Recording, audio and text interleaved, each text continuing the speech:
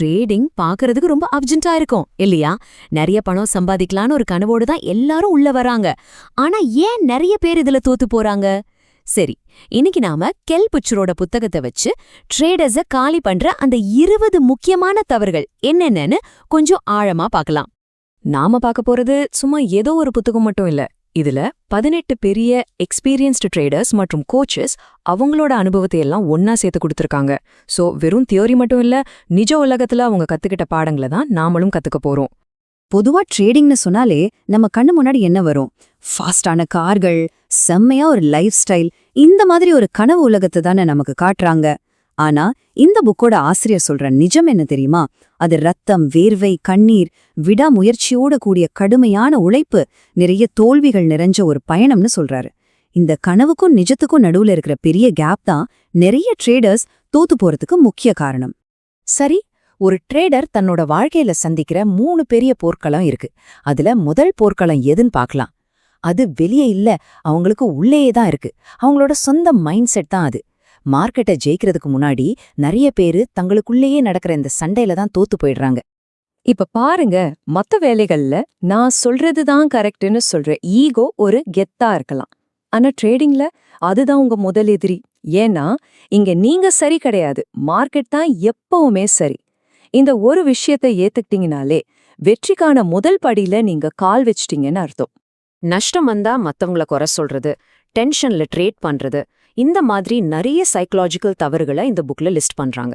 ஆனா இது எல்லாத்துக்கும் ஒரே ஒரு ரூட் காஸ் தான் இருக்கு. அது என்னன்னா, உங்கள ஒவ்வொரு ட்ரேடோட வெற்றிக்கும் சரி தோல்விக்கும் சரி நீங்க மட்டும்தான் 100% பொறுப்பு. ஓகே, இந்த தப்பான மைண்ட் செட் அடுத்ததா நம்மள எங்க கொண்டு போய் விடும் தெரியுமா? நேரா பிளானிங் தவறுகளுக்கு தான்.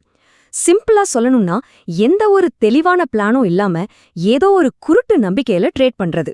டாக்டர் வான் தார்ப் என்ன சொல்றாருன்னா, ட்ரேடிங்ல நடக்கிற எல்லா தப்புக்கும் 2 மெயின் ரீசன் தான் இருக்கா. ஒன்னு, ட்ரேடிங் ரொம்ப ஈஸின்னு நினைக்கிறது. இன்னொன்னு, சரியா வரையறுக்கப்பட்ட ஒரு பிளான் இல்லாம இருக்கிறது. ரொம்ப கவலையான விஷயம் என்னன்னா, பெரும்பாலான ட்ரேடர்ஸ் இந்த 2 தப்பையும் சேர்ந்தே செய்றாங்க.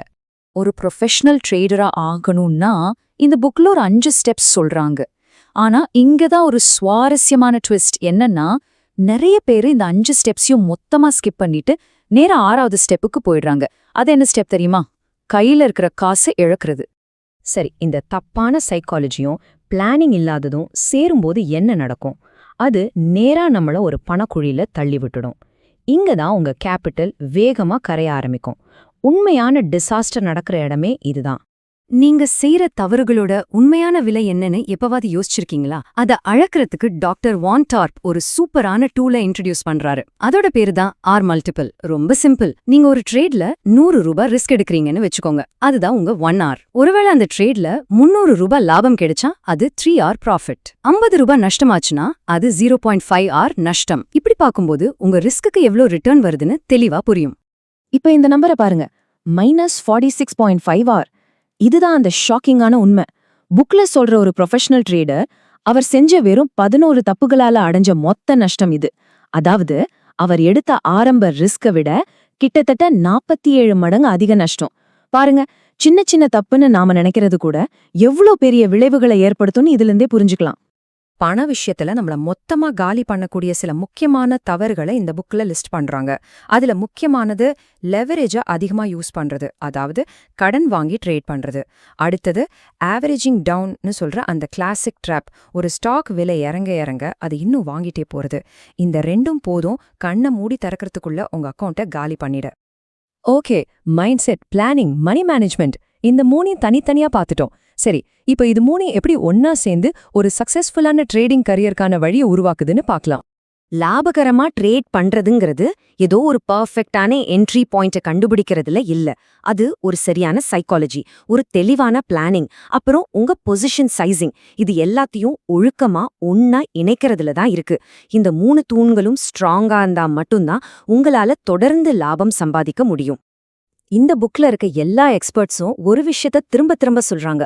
ஒரு ட்ரேடர் கண்டிப்பா வளர்த்துக்க வேண்டிய ஒரே ஒரு முக்கியமான குணம் என்னன்னா, முழு பொறுப்பையும் ஏத்துக்கிறது தான். லாபம் வந்தாலும் சரி, நஷ்டம் வந்தாலும் சரி, அதுக்கு காரணம் நீங்க மட்டும்தான். முடிவா இந்த புக்கோட கடைசி பாடம் நம்ம எல்லாரும் முன்னாடியும் ஒரு முக்கியமான கேள்வியை வைக்குது. உங்க ரிசல்ட்ஸ்க்கு நீங்க 100% பொறுப்பு. இதை ஏத்துக்க நீங்க தயாரா? இந்த கேள்விக்கு நீங்க சொல்ற பதில்ல தான் உங்க ட்ரேடிங் வாழ்க்கையோட எதிர்காலமே அடங்கியிருக்கு. யோசிச்சு பாருங்க.